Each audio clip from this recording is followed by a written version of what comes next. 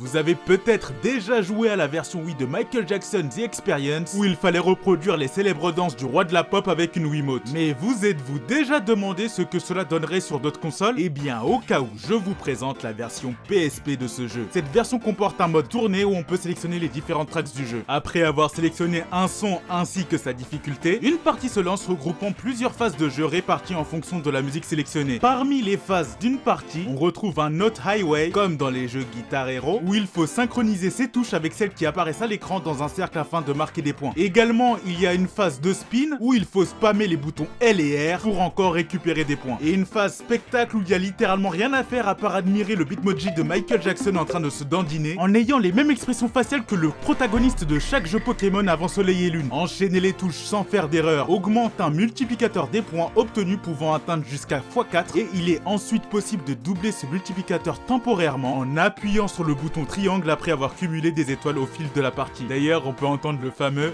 à son activation. Les points cumulés lors d'une partie permettent d'obtenir des médailles ainsi qu'une couronne pour les joueurs les plus assidus. Ces récompenses de fin de partie permettent de débloquer de nouvelles musiques ainsi que des trophées faisant référence aux différents accessoires propres à l'univers de Michael Jackson consultables depuis le mode collection. Il y a aussi quelques features sympas comme le fait que la tenue du Bitmoji de Michael et l'environnement changent en fonction de la musique en question. Cependant, si certains sons bénéficient d'un effort sur leur scène, comme la salle du bar de Smooth Criminal, autant à d'autres moments, ils ont clairement eu la flemme de faire une scène en cohérence avec le son. Comme Leave Me Alone, où on y retrouve un décor réutilisé dans d'autres sons du jeu, alors qu'on aurait pu s'attendre à un parc d'attractions comme dans le clip. C'est assez dommage. Malgré le manque de son, c'était quand même un moyen ludique et sympa de découvrir la discographie de Michael Jackson, je trouve. En tout cas, ça avait bien marché sur le mois de l'époque. C'est sûrement le seul jeu que je pourrais me permettre de platiner facilement.